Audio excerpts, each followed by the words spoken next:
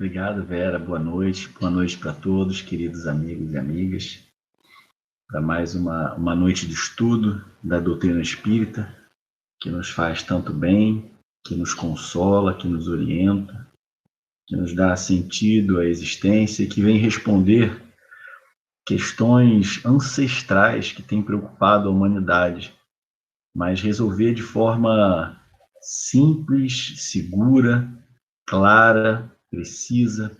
E isso nos dá muita segurança, nos traz muito conforto. Então, esse tema de hoje é um tema que eu acho muitíssimo interessante, porque me parece assim mais um ponto sobre o qual a doutrina espírita se posiciona na vanguarda da compreensão das coisas. Então, nós estamos estudando o capítulo 4 da parte segunda do Livro dos Espíritos, que trata da pluralidade das existências. E os temas que me couberam hoje foram esses que eu vou apresentar aqui agora. Eu já peço desculpas aí ao João Emílio, que eu vou dar um trabalhinho para ele, que eu não coloquei a bibliografia aqui. Aí depois tem que acrescentar um slidezinho, tá bom? Desculpa aí, João. Então, está aí. Sexos nos espíritos, parentesco e filiação. Esses dois itens, eles integram esse capítulo 4, chamado da pluralidade das existências. Vamos ver as questões de 200 a 206, que se encontra na parte segunda do Livro dos Espíritos, que é do mundo espírita ou mundo dos espíritos. Então, vamos começar com o primeiro item, sexos nos espíritos. Desculpa, gente. Perdão, eu não estou compartilhando aqui, só eu estou vendo a minha tela. Vocês estão me vendo e eu estou vendo a tela. Perdão. Às vezes, até quando eu estou dando aula, acontece isso.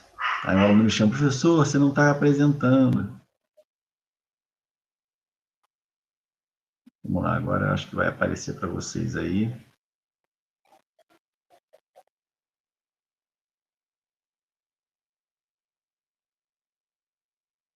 Sentindo que o computador está um pouquinho lento aqui. Não tá. Agora ele vai. Está aparecendo para vocês a minha tela? Tá, né? Então, vou ampliar aqui. Então, esses são os nossos temas de hoje, né? Sexos nos espíritos, questões 200 a 202 e parentesco, filiação, questões 203 a 206. Como eu disse antes, esses dois itens integram o capítulo 4 da parte segunda de O Livro dos Espíritos. Então, vamos para a primeira questão. Questão que eu considero muito, muito importante, muito esclarecedora, e que tem consequências muito importantes para nós. Então, questão 200. Tem sexos os espíritos?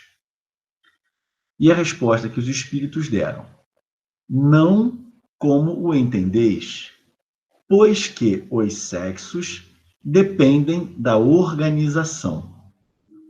Há entre eles amor e simpatia, mas baseados na concordância dos sentimentos. Então, vamos procurar entender aqui, né? Quando Kardec pergunta, tem sexos os espíritos, entendemos que ele está se referindo às polaridades que nos distinguem como homem ou mulher.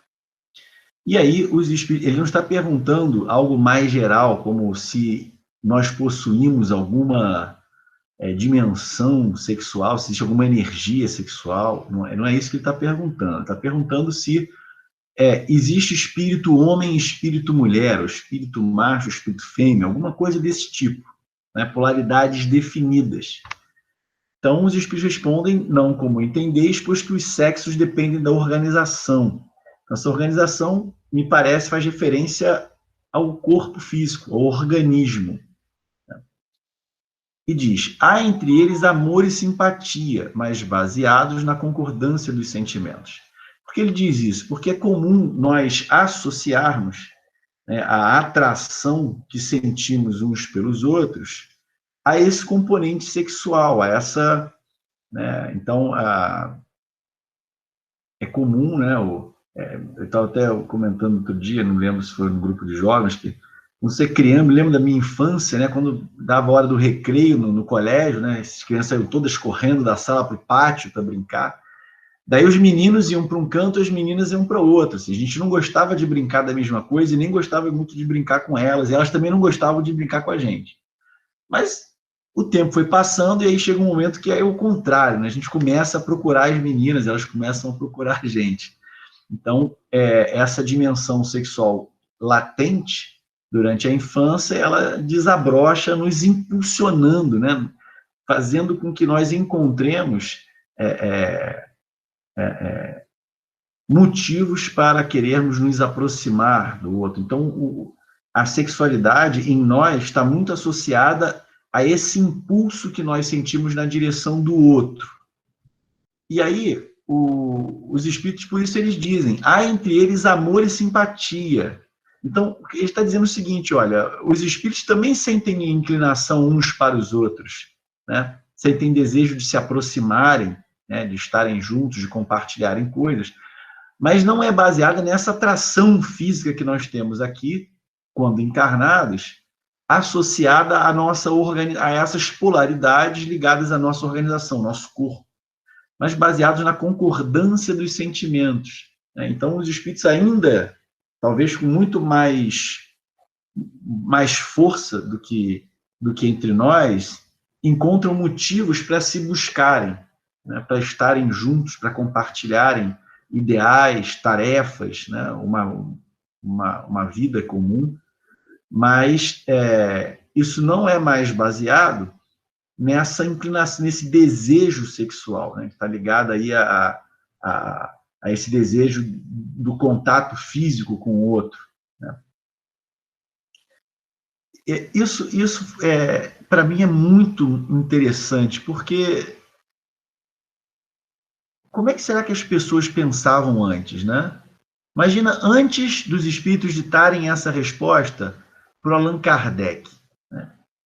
Então, assim, a gente tinha aqui na Terra pessoas materialistas, nunca foram maioria, né? Mas sempre houve aqueles descrentes, né? Ateus, materialistas. Então, para um materialista, a polaridade é uma condição intrínseca ao seu ser. Você não existia, daí o seu pai e a sua mãe têm uma relação e você surge, né, no mundo, no universo, no cosmos. Você surge ali. E você já surge com uma polaridade e você vai carregar essa polaridade enquanto você existir, porque quando você morrer para o materialista, você deixou de existir. Então, toda a sua existência se deu relacionada a uma polaridade, que, portanto, é uma condição intrínseca sua, faz parte da sua natureza, né? Então, o materialista diz, eu sou homem, ou eu sou uma mulher. Mas muitas pessoas, né, a maioria, me parece, na época lá e acho que hoje também, ainda hoje, acho que sempre foi verdade, a maioria das pessoas tem alguma crença, né? E eu não tenho muito conhecimento, né, da forma de pensamento oriental, lá dos chineses, por exemplo, dos hindus, dos japoneses, né? A gente tem um conhecimento muito superficial, né? A nossa origem cultural e religiosa é ali a Europa, né, o Oriente Médio, essa tradição judaico-cristã e no que diz respeito à filosofia, às ciências ali que surge na Grécia, depois se alastra pela Europa. Esse é o nosso berço cultural, assim, de onde nós tiramos as ideias com as quais a gente compreende o mundo, compreendemos a nós mesmos, né? E dentro dessa tradição, apesar do Cristo já ter colocado, né, lá atrás, que era preciso nascer de novo, essa ideia não foi bem compreendida e não predominou na tradição cristã. a ideia que predominou é da unicidade de existência. Então, eu não existia, meu pai e minha mãe se encontraram, né, tiveram uma relação, criaram esse corpo, aí Deus me fez. E me colocou nesse corpo aí que os meus pais compuseram para mim. Então, eu não existia antes disso. Deus me fez para esse corpo que eu estou usando agora. E aí, quando eu morrer, eu vou me desprender desse corpo e vou ficar em algum lugar esperando o que me parece, né, os católicos entendem como sendo o juízo e uma possível ressurreição.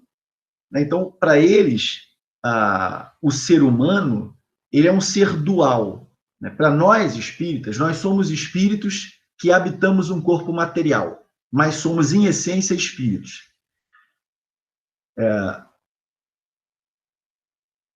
Mas para eles, não. O espírito puro, não puro no sentido de aperfeiçoado, né? Mas o ser que é exclusivamente espiritual, para eles, são os querubins, os arcanjos, os serafins. Esses seres foram criados diferentes de nós. Nós não temos a mesma natureza. Por melhor que eu me torne, eu nunca vou ser um anjo ou um serafim, porque ele é um ser à parte na criação. Ele é espírito puro, não tem matéria nenhuma. Já nós, humanos, na visão dos católicos, somos seres duais. Nós somos compostos de espírito e matéria. Eu até demorei muito a entender isso, por isso eles acham que os espíritos não ficam por aí dando comunicação, porque, ao contrário, o espírita acha que quando a gente desencarna, né, a nossa percepção, nosso entendimento, nossa inteligência, essas todas se ampliam. Na verdade, eu acho que a gente mais do que acha, né? Nós temos muitas evidências de que é assim, em função das comunicações que os espíritos deram, né? E se identificaram. Então, mas ficaria, eu não queria parecer arrogante na colocação, já que eu estou comparando pensamentos diferentes, né? Mas assim, nós temos muitas evidências que mostram que aquilo que sobrevive ao corpo é dotado de inteligência e pode se comunicar conosco. Mas uma vez um amigo meu que é católico me disse assim: Marcelo, eu acredito na mediunidade, mas quem se comunica são anjos decaídos, né? Não são homens ou mulheres que viveram. Porque para eles, como nós temos essa natureza dual, espírito-matéria, quando você desencarna, você fica num estado, o seu estado piora, né? Ao invés da sua percepção ampliar, de você pensar melhor, enxergar melhor, tudo melhor. Não, para eles você fica meio que um estado de latência, porque a matéria te faz falta. E você vai recobrar toda a tua potencialidade, todas as tuas características, né, suas habilidades, na ressurreição, quando você retomar a sua porção material, né? Isso difere muito da maneira como nós entendemos as coisas, e me parece, difere muito dos fatos, né, das evidências, né, que os espíritos nos trouxeram através das suas comunicações diretas conosco. Mas então, para esses, né, se eu sou criado diretamente para habitar um corpo, me desligo desse corpo, fico em um estado de latência, não reencarno, e depois ressuscito com aquele corpo. Então, nesse caso, a polaridade também integra a minha essência. Então, nesse caso, Deus teria criado seres para serem sempre homens e outros para serem sempre mulheres. E a masculinidade e a feminilidade integrariam, então, a essência desses seres. Eu não sei se isso é ruim, mas não deve ser o melhor caminho, porque eu acho que não é como Deus fez as coisas. Se esse fosse o melhor caminho, ele teria feito assim. Mas o Espiritismo mostra algo que me parece muito melhor. Ele não cria espíritos com polaridades específicas, ou seja, nós todos somos de fato iguais. Somos iguais. Mas, ao longo da nossa trilha evolutiva, eventualmente nos encontramos em circunstâncias diferentes. E essas circunstâncias, elas sempre vêm atender as necessidades do espírito naquele momento em que ele se encontra, que vão mudando com o tempo. Não é? Então, eu não conheço mais profundamente outras escolas filosóficas ou religiosas para afirmar que o Espiritismo é a única religião que propõe isso. Eu não tenho segurança para afirmar isso. Até o meu parco conhecimento não me colocou em contato com nenhuma outra crença que diga que os espíritos são essencialmente iguais, né? Não há espíritos masculinos e femininos. Né? Eu acredito que haja outras filosofias, mas dentro da nossa tradição, né, judaico-cristã e ligada lá à cultura que nasceu ali na Grécia, na Europa e se alastrou, eu acho essa visão que o Espiritismo nos traz uma imensa vanguarda e essa visão colabora imensamente para essa conquista da igualdade de direitos. Né? Não faz sentido um tratamento desigual para seres que, em essência, são iguais. Mas nós vamos ter que voltar a esse ponto com mais cuidado, porque não me parece seja um ponto complicado, mas que contém sutilezas. E se nós não formos cuidadosos no olhar essas sutilezas, podemos construir uma concepção equivocada, uma ideia equivocada. Bom, eu gostaria de continuar nessa questão que eu acho tão bacana, mas a gente tem outras questões para ver. Então, eu vou avançar, mas esse assunto não vai sair de pauta, nós vamos continuar ainda falando sobre esse tema. Mas essas próximas questões, elas colaboram, contribuem muito para o entendimento desse aspecto. Então, Kardec pergunta ainda, né?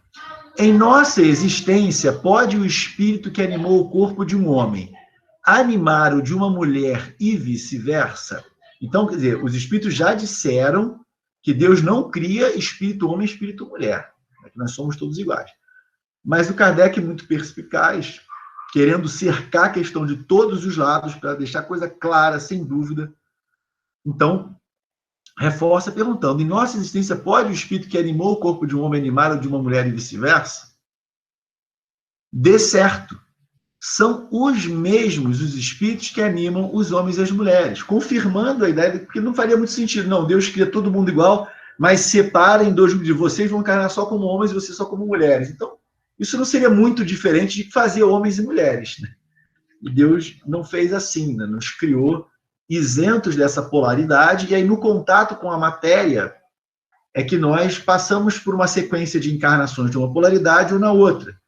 De modo que é até possível. Eu, por exemplo, me sinto muito confortável na condição de homem. Assim, apesar de eu achar que talvez já tenha algumas características que me aproximem da feminilidade, eu me sinto muitíssimo confortável com o meu corpo na condição de homem, mas eu sei que eu não sou homem no sentido de que a masculinidade não é algo essencial em mim. É uma condição circunstancial. Então, assim como eu imagino que essa sequência de experiências na masculinidade esteja favorecendo o desenvolvimento de determinadas potencialidades, estou absolutamente seguro de que eu não poderia chegar à perfeição sem desenvolver potencialidades e habilidades que a experiência na feminilidade, em maior grau, irá me proporcionar. Então, eu estou seguro de que essa experiência, se não foi vivida ainda, e eu acredito que não, por olhar para mim mesmo, eu acho que falta muita coisa ainda, eu certamente terei que ter essa experiência na feminilidade e acredito irei crescer muito com isso. Né? Assim como quero acreditar também, apesar de achar que, em média, as mulheres estão numa condição melhor do que nós, mas eu estou seguro de que um espírito que vem encarnando há muitas vidas como mulher, certamente vai conseguir aprender alguma coisa, ou desenvolver alguma coisa, tendo experiência também na masculinidade, né? Então, quando nós pensamos num espírito como Jesus, por exemplo, que já é um espírito puro, apesar de entre nós ter envergado um corpo masculino, me parece, em função das circunstâncias históricas em que ele surgiria aqui entre nós, para a tarefa que ele havia de executar, essa condição da masculinidade me parece favorecia isso. No entanto, quando nós nos aproximamos da figura do Cristo, né, lemos sobre ele, a sua postura, nós encontramos ali características tão acentuadamente femininas como as masculinas, né? Então, se nós podemos pensar assim, que há características mais que a masculinidade promove mais, enquanto há características que a feminilidade irá promover com maior facilidade, quando nós olhamos para um espírito puro, as encontramos todas, né? De modo que esses espíritos não parecem ter uma inclinação maior para um do que para o outro lado, né? O que geraria um desequilíbrio, né?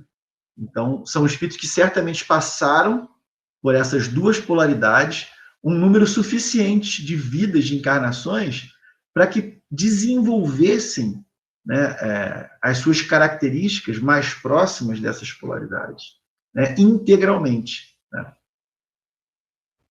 Bom, então, eu acho que já acabei entrando um pouco no tema da outra questão, que é essa que eu estou projetando agora, né? Que diz o seguinte: olha, quando errante, ou seja, no intervalo entre duas encarnações, que prefere o espírito? Encarnar no corpo de um homem ou no de uma mulher? E a resposta: isso pouco lhe importa. O que o guia na escolha são as provas por que haja de passar. Considerando as condições históricas e sociais aqui da Terra, essa pergunta, num primeiro momento, essa resposta, né, num primeiro momento, me surpreende um pouco, né, porque, com algumas exceções, né, de algum povo, em alguma época, em algum lugar, o homem sempre exerceu um predomínio, né, na maioria das vezes, né, até hoje, há uma intensa luta no sentido de diminuir, né, essa predominância do homem sobre a mulher, de uma busca de igualdade, que o espiritismo favorece muito. Isso é algo que ainda está em processo. Mas então eu fico imaginando, né, considerando as condições sociais aqui na Terra, eu acho que o pessoal vai preferir vir como homem, né? Porque a situação das mulheres durante muito tempo, hoje ainda, mas muito pior no passado, né? É muito difícil, né? A mulher ela vivia submetida ao homem toda a sua vida, né? Então, a primeira etapa da sua vida ela devia obediência ao seu pai e a segunda etapa ao seu marido, né? Devia obediência, era isso mesmo. A mulher tinha que obedecer o homem, né? É muito recente no Código Civil brasileiro a igualdade entre homem e mulher no casamento, por exemplo. Então, antes da década de 60, se eu cismasse aqui com algum vizinho, ficasse com ciúme e dissesse, não, eu quero mudar lá para o Rio Grande do Sul. Se a minha esposa não for, eu disse, não, mas os meus pais estão aqui, meu centro está aqui, minha vida está toda aqui. Não, eu quero ir para o Rio Grande do Sul. E se ela não fosse, era considerado que ela abandonou o casamento e, portanto, eu teria a guarda das crianças, porque ela não me obedeceu me seguindo. Eu fiquei muito impressionado quando descobri o quão recente, né, é a alteração na lei que estabelece uma condição de igualdade entre a mulher e o homem no casamento. Durante muito tempo, a mulher devia obediência ao marido. Então, eu fico imaginando, num mundo de espíritos tão imperfeitos, você passar a sua vida inteira sob o jugo, né, tendo que obedecer, né, a um homem que na imensa maioria das vezes não era um espírito elevado, deve ter sido algo muito difícil. Por outro lado, me parece que exatamente a dificuldade da condição feminina que talvez tenha contribuído para que, na minha percepção, talvez as mulheres estejam numa condição um pouco melhor. Eu acho que no livro Memórias do Suicida, o Camilo Castelo Branco ele faz uma referência a isso. Ele diz que os espíritos, em pior condição que ele viu lá, eram de mulheres, espíritos que haviam encarnado como mulheres aqui e que cometeram muitos abortos. Isso ele lá no Instituto Maria de Nazaré, onde ele se internou, estudou e tal. Em algum momento ele fica muito impressionado com a condição de determinadas mulheres que fizeram muitos abortos, estavam em uma condição muito ruim. Mas tem um momento, eles têm lá uma separação, uma ala masculina, uma ala feminina, não sei se isso é uma coisa temporária, da organização deles lá, mas então eles estudam e tal, e aí tem os instrutores, e aí me parece que tem um momento que ele compara os instrutores, né, dele, né, os instrutores que eram espíritos que vinham de encarnações na masculinidade, e o equivalente na ala feminina, as instrutoras, né? E ele diz que haviam, assim, que elas eram um pouco mais evoluídas, né? Então, a gente entende que essa dificuldade, ela acaba promovendo uma evolução maior, né? Mas isso não beneficia e nem desfavorece espírito nenhum. Por quê? Porque todos nós vamos encarnar como homens e mulheres, né? Então, quando a gente olha para essa questão com um pouco mais de profundidade, entende um pouco mais a doutrina espírita, vê que o espírito, antes de encarnar, se ele está consciente do que ele é, né? Se ele está consciente de como ele vai conquistar a felicidade dele, ele não está preocupado em escolher uma encarnação confortável ou que lhe dê predomínio sobre outras pessoas, onde ele seja muito bonito, ou seja muito rico, ou muito poderoso. A preocupação dele é evoluir para construir a sua felicidade. Então, nós vemos lá no Missionários da Luz, no capítulo 12, quando o André Luiz está lá no setor da reencarnação, se preparando para acompanhar depois a reencarnação do Segismundo, ele tem contato com vários planos de corpos, né, com vários planejamentos reencarnatórios, e aí ele conhece, né, um espírito que ia encarnar como mulher e que está com o plano do corpo dela em mãos, falando com os instrutores: olha, esse corpo aqui que vocês desenharam, puxa, está maravilhoso, está muito bom e tal, mas eu não estou muito satisfeita porque ele está muito bonito. Isso pode me atrapalhar. A tarefa que eu tenho para executar, ela pode sofrer empecilhos, né? Se eu tiver esse corpo assim muito bonito. Então, ela pediu aos instrutores para que houvesse ali um desequilíbrio em alguma glândula, né? Algum desequilíbrio hormonal que tornaria o corpo dela menos atraente, menos bonito. E ela pediu isso. É interessante que nós vemos quantos jovens, né, quantos adolescentes se angustiam por não se enquadrarem em determinados padrões de beleza. Alguns se tornam anoréxicos, né, e querem fazer cirurgias e ficam preocupados porque não se enquadram em padrões de beleza. Você vê que o espírito, antes de encarnar, a preocupação oposta, né? Quer dizer, não é que a beleza em si seja um incômodo, de maneira alguma, né? Todo espírito desenvolve um senso estético, a beleza é algo que nos agrada, né? Mas a compreensão ali é que ela não estava encarnando, né, para deleite, né, para prazer, já está encarnando para executar uma tarefa, porque ela tinha consciência de que a execução daquela tarefa traria felicidade para ela, a colocaria numa condição melhor. Então, a prioridade era a execução da tarefa. E ela entendeu que ser uma mulher muito bonita seria um empecilho, um obstáculo à realização daquela tarefa que ela queria desenvolver. Então, ela pede uma disfunção para que o seu corpo fosse menos harmônico, menos belo, né? Então, nós percebemos que é isso que guia o espírito que está consciente nas escolhas que ele faz, né? Ele não quer facilidade, não quer moleza, não quer vida mansa, ele quer oportunidade de crescimento, né? Ele quer se desenvolver, né?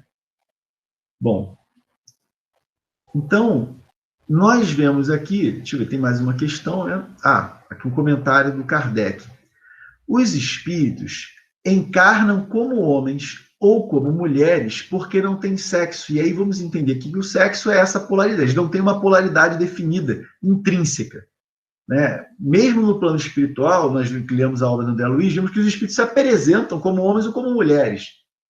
Isso deve estar associado à experiência mais próxima, né? Então, o espírito que vem encarnando muitas vezes como homem se identifica, né? Se sente integrado, se sente confortável, né? Com essa apresentação, né? Suas características são aquelas que a experiência da masculinidade promove em maior grau, né? Ao passo que outros espíritos, vindo de muitas encarnações na feminilidade, têm inclinações, né, mais próximas desse tipo de experiência e das características que essa experiência promove, né? Então diz, visto que lhes cumpre progredir em tudo, cada sexo, e aí cada sexo que seria cada polaridade, né, masculina e feminina, como cada posição social, aqui é um exemplo, né, lhes proporciona provações e deveres especiais. E com isso, ensejo de ganharem experiência. Aquele que só como homem encarnasse, só saberia o que sabem os homens. Então, eu imagino que é possível que, no mundo que a gente está vivendo hoje, essa última frase destacada cause escândalo para alguém, né? Porque nós percebemos em grupos, às vezes até, normalmente até muito bem intencionados, né? Lutando por igualdade de direitos, o que o Espiritismo afirma desde 1857. Né? Então, eu até acho interessante ler aqui, lá na frente, no capítulo 9 da parte terceira, igualdade dos direitos do homem e da mulher. São iguais perante Deus o homem e a mulher e têm os mesmos direitos? E aí os espíritos respondem com uma pergunta. Não outorgou Deus a ambos a inteligência do bem e do mal e a faculdade de progredir? Ou seja, que razão você imagina que exista para Deus preferir homens ou mulheres ou atribuir mais direitos para um do que para outro? Então, ele, na sequência aqui, ele pergunta, na questão 822, sendo iguais perante a lei de Deus, devem os homens ser iguais também perante as leis humanas? O Kardec, ele é muito perspicaz, né? Porque, perante Deus são iguais, mas aqui na Terra a gente faz diferente. Não, ele está cercando de todos os lados. Aí a resposta do Espírito, o primeiro princípio de justiça é este, não façais aos outros o que não quererias que vos fizessem. E o Kardec redargue, 822A. Assim sendo, uma legislação, isso lá em 1857, eu não sei nem se na França a mulher já votava nessa época, né? Assim sendo, uma legislação, para ser perfeitamente justa, deve consagrar a igualdade dos direitos do homem e da mulher. E aí a resposta: dos direitos, sim, das funções, não. Preciso é que cada um esteja no lugar que lhe compete. Então, eu teria muito cuidado de ler isso aqui em alguns lugares, assim, em alguns eu talvez nem lesse, né? Mas como nós estamos numa reunião espírita, isso aqui é o livro dos espíritos, eu me sinto confortável porque sei que essas palavras não vão ser deturpadas, não vão ser entendidas diferente do que está dito aqui. Ocupe-se do exterior o homem e do interior a mulher, cada um de acordo com a sua aptidão. A lei humana, para ser equitativa, deve consagrar a igualdade dos direitos do homem e da mulher. Todo privilégio a um ou a outro concedido é contrário à justiça. Então, veja que já em 1857, os espíritos estavam dizendo que a legislação humana, e eu lanço esse desafio aí para quem quiser fazer essa pesquisa, que Constituição do país mais civilizado que seja, que em 1857 atribuía exatamente os mesmos direitos para homens e mulheres em todas as áreas. Porque é isso que está dito aqui. E ele diz ainda, isso está em itálico, né? Todo privilégio a um ou outro concedido é contrário à justiça. A emancipação da mulher, então essa história de mulher obedecer a um homem a vida inteira, a emancipação da mulher acompanha o progresso da civilização. É isso que os espíritos estão dizendo. Que a mulher não deveria encontrar-se sob o jugo do homem, tendo que se curvar às decisões dos homens, tendo que passar a sua vida obedecendo a um ou outro homem. Está dizendo, a emancipação da mulher acompanha o progresso da civilização. Sua escravização marcha de par com a barbaria. Os sexos, além disso, só existem na organização física, visto que os espíritos podem encarnar num e no outro. Sob esse aspecto, nenhuma diferença há entre eles. Devem, por conseguinte, gozar dos mesmos direitos. Então é muito... Opa, desculpa, eu pulei aqui. É muito legal isso. Ele diz mais coisa aqui, né? Questão 119, Kardec pergunta com que fim mais fraca fisicamente do que o homem é a mulher? Eles dizem, para lhe determinar funções especiais. Ao homem, por ser o mais forte, os trabalhos rudes, à mulher, os trabalhos leves. A ambos o dever de se ajudarem mutuamente a suportar as provas de uma vida cheia de amargor. Então, é assim que nós deveríamos nos enxergar. Há diferença entre nascer homem e nascer mulher. Isso pode escandalizar alguns hoje, mas eu me sinto confortável para dizer isso, porque é o que o Espiritismo está dizendo. Há diferença. Mas não é uma diferença de essência. O espírito que é melhor vem como homem, que vai mandar porque é inteligente, e coitadinha, a mulher que não entende as coisas, que é mais atrasadinha, ela vem como mulher para o homem guiar ela. Não é isso. São os mesmos espíritos. Não está dizendo que os melhores vêm como mulher e os piores como homem, ou vice-versa. Começa com mulher, quando evolui vem homem, ou o contrário, começa com homem, quando evolui vem mulher. Não é isso que está dito. O que o Espiritismo coloca é que essa diferença de experiência é importante para o desenvolvimento de todas as nossas potencialidades. Então, se por um lado o Espiritismo é vanguarda na luta pelos direitos, pela igualdade de direitos entre mulheres e homens, por outro lado, para nós, espíritas, nós vemos com preocupação e tristeza essa tentativa de vários grupos na sociedade hoje de simplesmente anularem a importância que tem para um espírito ter nascido no corpo de um homem ou ter nascido no corpo de mulher, como se não fizesse nenhuma diferença. Então, não é mais simplesmente, eu nasci no corpo de homem, mas eu quero viver como uma mulher, eu vou viver como mulher. Ou nasci no corpo de mulher, quero viver como homem. A coisa hoje, assim, a gente não consegue nem acompanhar. A impressão que eu tenho é que se alguém disser, não, eu nasci no corpo de homem, mas eu quero viver como um gato, eu quero ser uma amendoeira. Parece que hoje, assim, é como se nós estamos ignorando o planejamento espiritual. Não é o fato de eu ser homem ou ser mulher. É o fato de eu ser um espírito que preciso desenvolver todas as minhas potencialidades e a compreensão de que, assim como eu preciso passar pela riqueza e preciso passar pela pobreza, porque essas diferentes experiências me enriquecerão de um modo ou de outro. Eu aprenderei coisas numa experiência e aprenderei coisas na outra. Do mesmo modo, nascer como homem deveria me proporcionar experiências importantes para o meu crescimento, assim como nascer mulher vai atender a determinadas necessidades de crescimento num certo período do meu desenvolvimento. Então, se eu planejo essa vinda como homem ou como mulher, mas chego aqui e nego isso, digo, não, mas eu quero viver, eu sou sem gênero, eu não sei. O que me parece é que nós estamos ignorando. É como se fosse aleatório, como se Deus jogasse um dadinho, agora você vai como homem, agora vai como... Não é assim.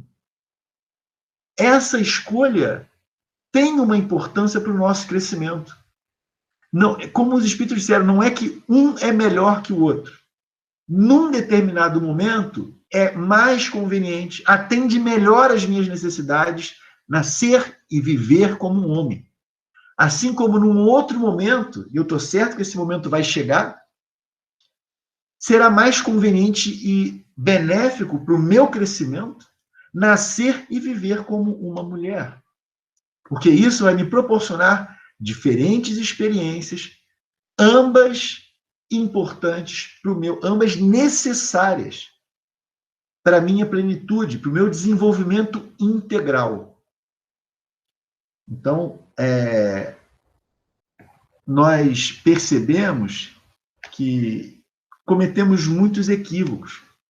Lá no princípio, né, quando éramos primitivos, né, a divisão do trabalho era muito natural em função da biologia, em função das nossas capacidades.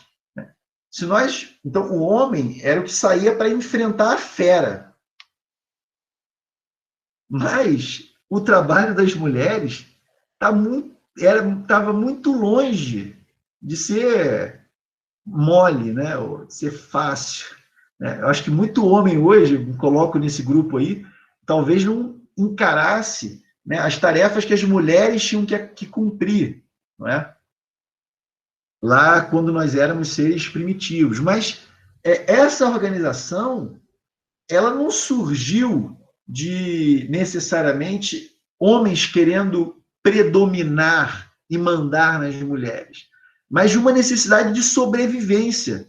A divisão de tarefas se dava em função daquilo que maximizava a eficiência do grupo e, consequentemente, contribuía para a sobrevivência e continuidade da espécie. É claro que nós sabemos que, com o tempo, o homem fez mau uso dessa sua força física predominante, né, e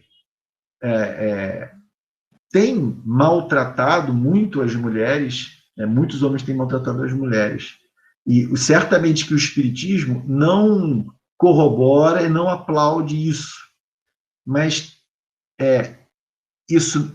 essa igualdade de direitos, né, sem exceção, que o Espiritismo promove e defende, não significa uma igualdade de função. Faz diferença para o espírito nascer como homem e nascer como mulher. Então, se eu planejo uma encarnação numa polaridade e aqui me revolto contra isso, eu estarei subaproveitando essa experiência. E eu vou ter que voltar para repetir. Porque eu vou ter que aprender. Então, mas veja, essa fala não é um dedo apontado para aqueles que defendem ideias diferentes. Muitos desses irmãos são coerentes com a visão que eles têm do ser. Então, a ideia que eu estou defendendo aqui, ela é coerente com o entendimento de que nós somos espíritos, nós encarnamos para evoluir, nós já existimos antes, vamos continuar existindo, não temos polaridade e precisamos experienciar as duas em momentos diferentes, com planejamentos diferentes. Mas para um materialista, por exemplo, isso não faz sentido. Então, mesmo que para nós pareçam posições equivocadas, e eu acredito que sejam equivocadas, elas são coerentes com a visão que eles têm do que é o ser humano e do que ele está fazendo aqui. Né? E nós precisamos respeitar isso. Né?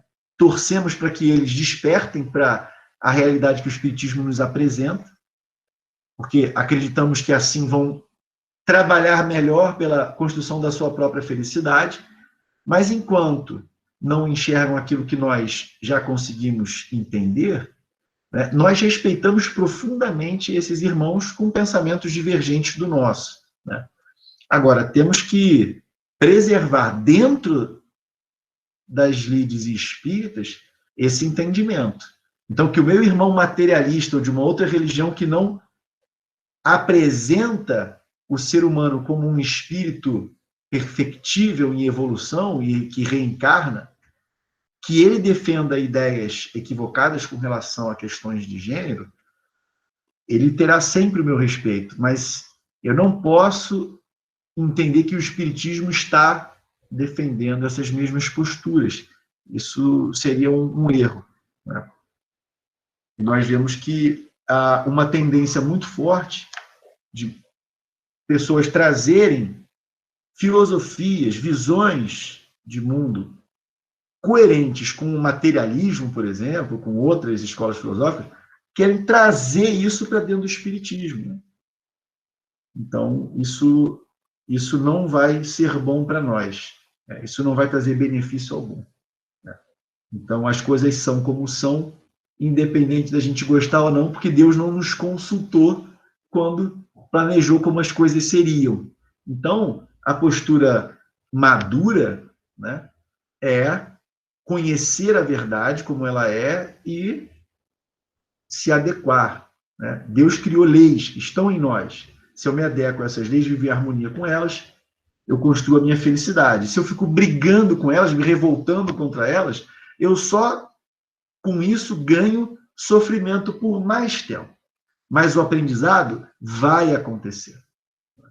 Então, que nós sejamos dóceis às orientações da espiritualidade superior que vem abrir os nossos olhos, que vem nos esclarecer, não para que nos tornemos intolerantes ou preconceituosos, mas que trabalhemos pela nossa evolução e acolhamos aqueles que se interessarem por esse caminho, que quiserem trilhar, conhecê-lo, que estejamos dispostos a apresentar, né? E convivamos harmonicamente, com respeito, com carinho, com as pessoas que pensam diferente, né? Mas exigindo também respeito à nossa maneira de enxergar as coisas, por mais que isso agrade ou desagrade a um ou outro. Bom, eu me estendi um pouco nesse primeiro tema, que eu acho que ele é mais... Bom, ele me encanta mais, é mais polêmico, talvez, mas esse próximo item também é muito interessante. Eu vou passar um pouco mais rápido, para não atrasar muito o término da reunião, mas é um item também muito legal, né? Parentesco, filiação. Transmitem os pais aos filhos uma parcela de suas almas? Marcelo, você tem até 5 para as 10. Tá legal. É que lá no presencial, agora, 9h30, era para começar o passe. É porque não tem passe agora? Não tem passe, é. Tá bom, Vera, obrigado. Bom, então, questão 203 coloca assim: transmitem os pais aos filhos uma parcela de suas almas ou se limitam a lhes dar a vida animal, o que mais tarde outra alma vem adicionar à vida moral? A que, né? Eu li o que? A que mais tarde outra alma vem adicionar à vida moral? Dão-lhes apenas a vida animal, pois que a alma é indivisível. Então, não pode sair, não sai um pedacinho da alma do pai, um pedacinho da alma da mãe e vira a alma do filho. Não é isso.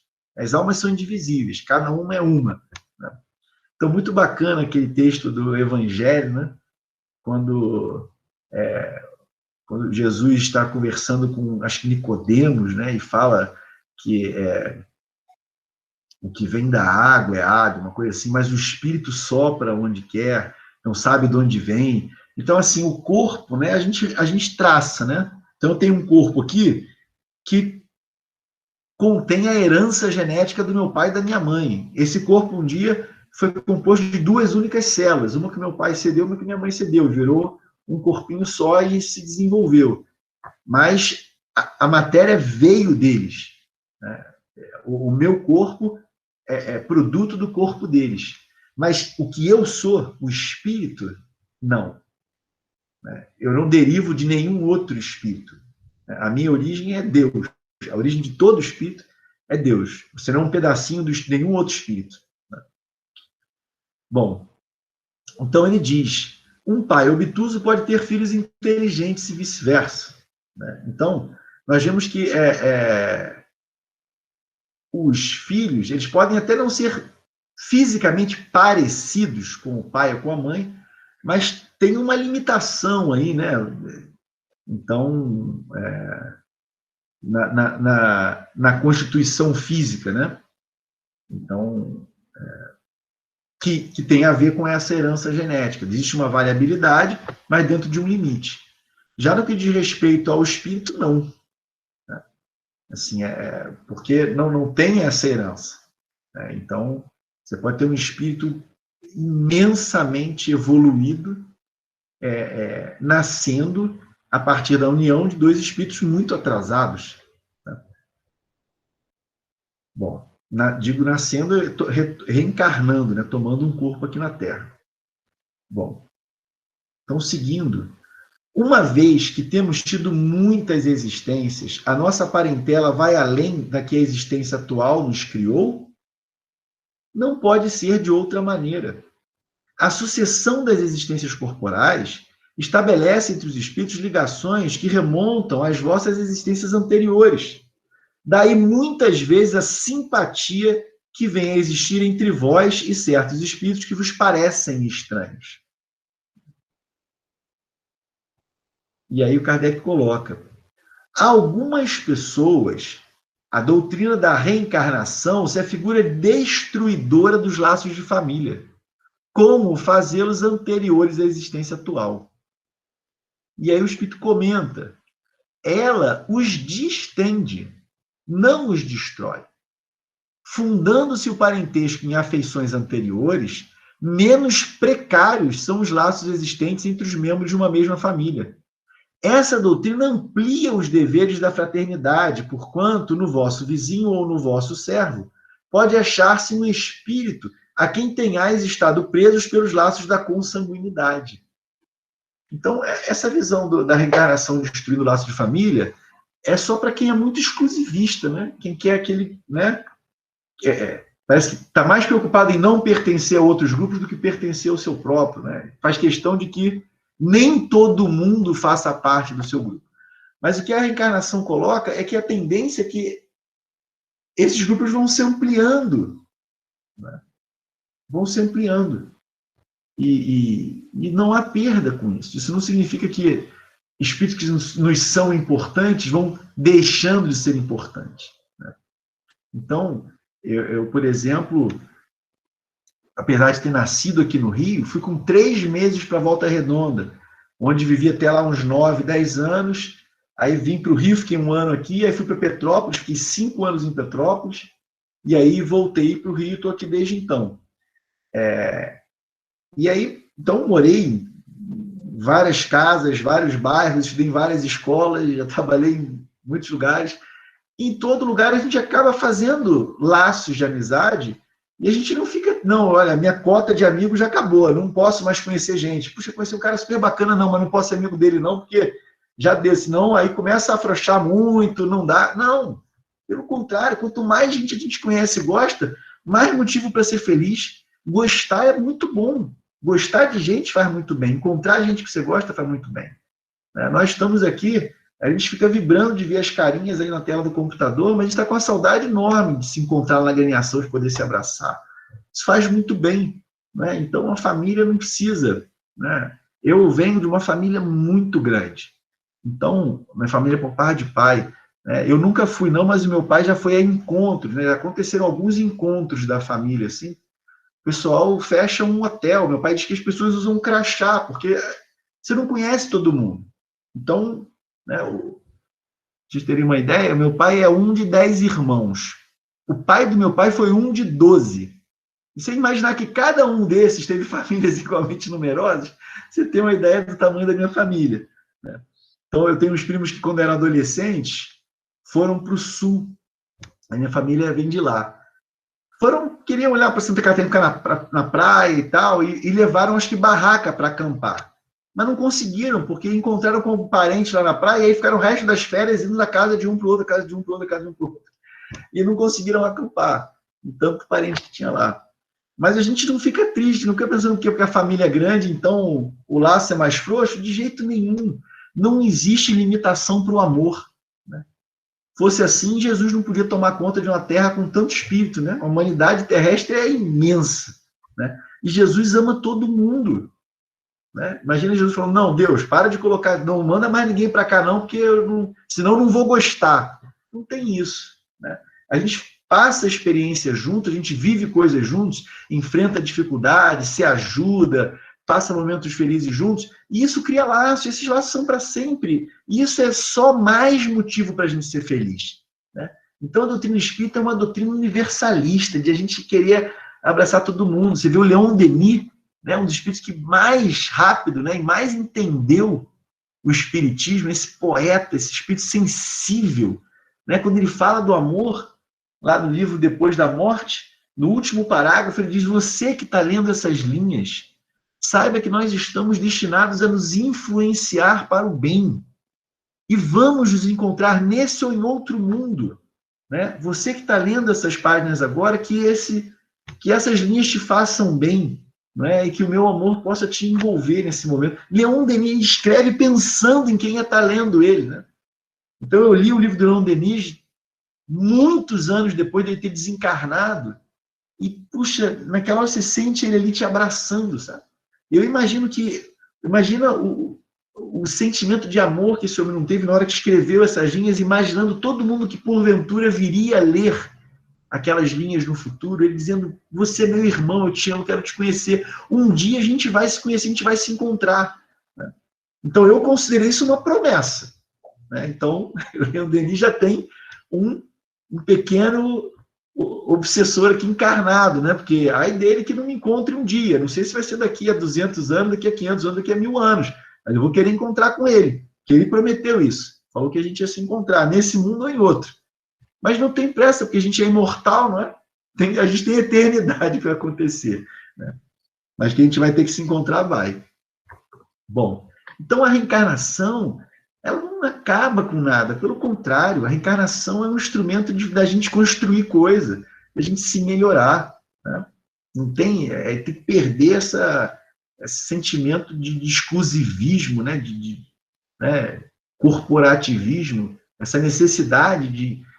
Porque a ideia do grupo em si não é ruim. É bom a gente ter um grupo que a gente se identifica, que a gente se sente bem. O que tem de ruim na ideia do grupo é a necessidade que alguns têm de que haja pessoas que não possam fazer parte do grupo. Essa necessidade de separar. Né? Bom, mas vamos seguir aí. Então, Kardec redargue. Ela, no entanto, a reencarnação, né, diminui a importância que alguns dão à genealogia, visto que qualquer pode ter tido por pai um espírito que haja pertencido a outra raça ou que haja vivido em condição muito diversa. Então, há uma nota, eu não vou ler essa nota, por conta do uso dessa palavra, raça, que hoje me parece, não seria essa a palavra escolhida em função da diferença de entendimento que se tem hoje, né, que nós teríamos uma única raça humana, mas tem etnias e tal. Não vou entrar nesse mérito, o Kardec está usando um termo, mas ainda assim, independente do termo ser raça, ser etnia ou outro que a gente invente, nós nos distinguimos. Né? Nós, pessoas que nascem numa época, num lugar, abraçam determinados traços de cultura, de religião, de entendimento da vida, determinados rituais, determinados hábitos, né, diferentes de grupos de outros lugares, de outras épocas. Então, isso é que é o ponto aqui. Né? O fato de que nós temos características diferentes, que não necessariamente cor da pele, né? Mas é um conjunto que abarca não só características físicas, como aspectos culturais, né? De tradição, né? De herança. Então, nós, seres ainda muito atrasados, usamos essas diferenças que a mim me encantam. Eu adoro conhecer povos diferentes, culturas diferentes, pensamentos diferentes, e a muita gente encanta, né? Eu acho que a maioria das pessoas tem essa abertura, mas talvez o grupo mais barulhento é daqueles que exerce preconceito contra os outros, né? Que então os bons são os do meu grupo e os do outro são inferiores, não são tão bons e tal. Eu só gosto dos meus e tudo, né? Mas até acho que uma condição importante para nós essa diversidade, porque ela impõe uma necessidade de entendimento, de tolerância que nos faz crescer, né? Então, o Kardec coloca, poxa, então para o sujeito que é super orgulhoso de ter de essa tradição, ou dessa etnia, ou essa raça, a reencarnação ela vai dar a diminuída na importância disso. O Espírito diz, é exato, mas essa importância assenta no orgulho. Os títulos, a categoria social, a riqueza, eis o que esses tais veneram nos seus antepassados. Um que coraria de contar como ascendente honrado sapateiro, orgulhar-se-ia de descender de um gentil homem devasso. Né? Então, o sujeito ali era um trabalhadorzinho honesto, mas humildezinho e tal, você ter orgulho nenhum de dizer que é descendente dele. Mas o outro, que era um bom vivan, né? Festas e tal, mas era um devasso, não, mas aí esse é bacana, né? Então, o Espírito está dizendo, olha, digam, porém, o que disserem ou façam o que fizerem, não obstarão que as coisas sejam como são, que não foi consultando-lhes a vaidade que Deus formulou as leis da natureza. Então é isso mesmo, né? O que deve nos... não sei se a palavra melhor seria orgulho, ele vai explicar isso mais adiante. Vamos ler a próxima, eu vou ter mais facilidade de explicar. Do fato de não haver filiação entre os espíritos dos descendentes de qualquer família, seguir-se-á que o culto dos avoengos, dos antepassados, seja ridículo? De modo nenhum. Todo homem deve considerar-se ditoso por pertencer a uma família em que encarnaram espíritos elevados, se bem os espíritos não procedam uns dos outros, nem por isso menos afeição consagram aos que lhe estão ligados pelos elos da família, dado que muitas vezes são atraídos para tal ou qual família pela simpatia ou pelos laços que anteriormente se estabeleceram. Então, o que agrada, se eu tenho, me sinto feliz de ser da família de alguém que eu admiro, né? Eu devo entender que esse espírito elevado pelo qual tenho admiração se felicitará se eu honrar a herança que ele deixou para mim, de valores morais elevados, né? Então, não que eu fique orgulhosamente citando o seu nome, mas que eu procure seguir os seus passos. É isso que vai fazer ele se orgulhar de mim, né? Não tê-lo como um troféu, como um objeto da minha vaidade pessoal, mas como um bom exemplo a ser seguido, né? Então, ele continua, mas ficais certos de que os vossos antepassados não se honram com o culto que lhes tributais por orgulho. Em vós não se refletem os méritos de que eles gozem, senão na medida dos esforços que empregais por seguir os bons exemplos que vos deram. Somente nessas condições lhes é grata e até mesmo útil a lembrança que deles guardais. Então, essas foram as questões, mas eu queria compartilhar com vocês, para ilustrar esse trecho final, que fala do parentesco e da filiação, uma mensagem que saiu no Reformador, de abril de 1980. É uma comunicação do meu bisavô. O meu avô, Lauro, trabalhava já na Federação Espírita Brasileira, a qual ele foi levado pelo pai, meu bisavô Arnaldo Santiago, que não teve nenhum cargo na federação, ao contrário do meu avô, que foi vice-presidente lá há muito tempo, foi redator do Reformador. O meu bisavô tinha muita relação com o pessoal da federação, mas não foi nenhum diretor, nenhum presidente, nada disso, mas ele tinha muito contato com o pessoal de lá. E quando ele desencarna, eu cheguei a conhecer esse bisavô, porque ele desencarnou em 79, eu nasci em 73, eu tinha 6 anos. Eu tenho uma lembrança, uma imagem dele assim, em pé no apartamento dele, ele e minha bisavó. Eles desencarnaram com diferença de 6 meses, um para o outro, com 93 anos.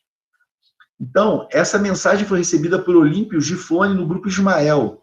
Foi publicada no Reformador de abril de 1980. Então, noite de 7 de julho de 1979. Envolvo a todos com um abraço, isso acho que tem uns 3 meses que ele desencarnou. Envolvo a todos com um abraço amigo e cristão. Atendido no pedido que enderecei aos amigos que me assistem, aqui me encontro para uma breve notícia sobre o meu estado, esperando com isso alegrar e consolar os corações que deixei aí no mundo, e que, por muito me amarem, continuam pensando e vibrando em favor de minha paz e meu bem-estar, onde me encontro, não como hóspede, mas como trabalhador que quero ser do meu Jesus e do anjo Ismael. Não me foi surpresa o reencontro com alguns amigos que partiram antes de mim. Esperavam-me o doutor Bezerra, que me era o anjo guardião, e a seu lado o Lins de Vasconcelos e o Embaçaí. Abracei também, comovido, o Guilhom e o Vantuil. Mas a minha maior alegria foi a de abraçar o venerando Bittencourt. E aí não pude conter as lágrimas. Foi uma festa. Disse-me ele, perdoe-me a imodéstia, a festa era para mim, porquanto retornava ao mundo espiritual coberto de louros e glórias, que só ia acontecer com os espíritos vitoriosos que, vivendo no Cristo e cumpridores de programações definidas nos planos da matéria densa, conseguem realizar a programática pré-estabelecida. Foi-me oferecida uma coroa de quase 200 rosas, cujos brilhos e perfume eram-me totalmente desconhecidos. Representavam o clã São Tiago, que do meu pobre espírito se estabeleceu na pátria brasileira e honra as fileiras do espiritismo com Jesus. Eu, que sempre me preocupara e bisbilhotara as investidas de Dante quando visitara o inferno, estou contemplando as belezas do céu e recebendo o prêmio de meu esforço e sacrifício por ter me mantido fiel ao Espiritismo e a Jesus. Aí vão notícias breves, das quais ressuscito com a pena intangível para deleite de muitos corações, Arnaldo. Vejam, eu acho pouco provável que alguém de vocês tenha ouvido falar nesse velhinho simpático, que foi jornalista, escritor, que gostava muito de Dante Alighieri, que escreveu uma obra de exegese da Divina Comédia e foi aceito numa congregação italiana por conta desse livro. Mas ele era um homem comum, um pai de família, um trabalhador. Não precisa, não é, se ele, deve ter sido um santo. Não foi um Chico Xavier, não foi a Madre Teresa, não, foi um homem que, como ele disse ali, fiel à doutrina espírita, né? Que constituiu a sua família, que se desincumbiu dos seus deveres com retidão, não é? Que procurou fazer o bem. Então, ou seja, é um projeto, o que eu quero dizer com isso é que é um projeto que qualquer um de nós pode realizar. Isso não é coisa de, né, nossa, não. É que ele usou a ferramenta que ele recebeu do pai dele, o Espiritismo, a seu favor. O que ele tinha em mãos para construir o que ele construiu e para levar a vida que ele levou, todos nós temos. É o conhecimento espírita. Vai depender do nosso esforço, da nossa dedicação, poder chegar do outro lado se sentindo justificado. Deus não espera de nós obras suntuosas. Tem gente que nasce para fazer coisa grande. Não é o nosso caso. A gente nasce para acertar, para se desenvolver numa vida simples, né? Numa vida que não vai entrar para nenhum livro de história, né? Assim como nenhum de vocês nunca ouviu falar no meu bisavô, Arnaldo Claro São Tiago. Era um homem comum, mas que chegou do outro lado se sentindo justificado na sua existência porque recebeu as lições do Cristo e se esforçou por segui-las. Mas interessante que ele diz ali, né, aquela coroa de rosas, quer dizer, nota como uma família é uma coisa importante, né? Então, cada rosinha daquela ali, daquelas 200, representava um espíritozinho que estava aqui, né? Que recebeu essa herança de valores, de comprometimento com a doutrina espírita, né? Então, é engraçado que quando eu conheci a minha esposa, Simone, né, eu contei no início do namoro, vivia contando para elas histórias da minha família, do pessoal lá da geração do meu bisavô, depois dos meus avós, aí dos meus tios, e ela foi conhecendo meus primos, né? Aí um dia ela chega para mim e fala: puxa, Marcelo, vocês foram piorando a cada geração. Aí, não sei. A gente faz o que a gente pode, mas eles gostam da gente. Eu peço, né, que meu avôzinho, meu bisavô, que eles olhem por mim, que eles continuem nos envolvendo, né? Porque eu sei que, apesar das nossas dificuldades, eles nos amam, querem o nosso bem. Não é? E a família é isso, né? Existe uma afinidade, não quer dizer que todos estão ali no mesmo grau, como se o espírito não só possa amar quem está aqui no meu top. Não é assim, né? Então, a afinidade que aproxima, mas tem uns que desenvolvem mais, outros menos, e é exatamente essa diversidade que ajuda a gente a andar. Né? Se os bons só ficassem entre si e abandonassem os piorezinhos não melhorar, isso é mais difícil, né? Então, que bom que os melhores gostam da gente, se misturam na nossa família e ajudam a gente a caminhar, né? Mas é muito bom. Agora, essa família, quer dizer, a gente nasce às vezes na família, às vezes pode nascer numa outra, alguém que era da nossa família pode nascer numa outra, depois volta junto. Então, a ideia é que essa família só cresça, né? Porque o bom é amar, e quanto mais gente a gente ama, mais feliz a gente é, né? Então, que um dia a nossa família seja todo mundo, né? Que eu acho que é como Jesus olha para a humanidade terrena. Então, que Jesus continue nos amparando, nos iluminando o entendimento, nos ajudando a tomar decisões corretas na nossa vida, e para isso nós temos uma ferramenta maravilhosa e muito poderosa que é o Espiritismo. Se nós utilizarmos o Espiritismo a nosso favor, nós certamente colheremos coisas muito boas. Então, que a paz do Cristo nos envolva a todos.